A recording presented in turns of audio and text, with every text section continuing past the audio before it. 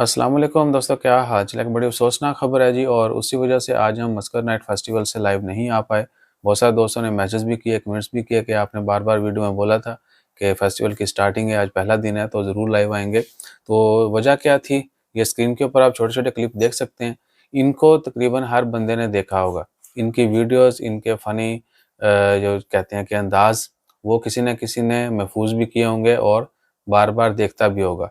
Even के WhatsApp के ऊपर जो स्टिकर्स वगैरह होते हैं वो बड़े चलते हैं। मैं खुद भी इनका बड़ा फ़ैन था और इनकी शरारतें देख के बड़ा बंदा महफूज होता है। आज उनकी वफ़ात हो गई है, इन्ना लिल्लाहि व इन्ना इलैहि राजिऊन। उनकी उम्र 27 साल थी, दुबई से इनका ताल्लुक़ था। तो अल्लाह ताला उनके दर्जात बुलंद फ़रमाए और हम सबको भी तौफ़ीक दे कि हमेशा एक दूसरे का ख़्याल रखें।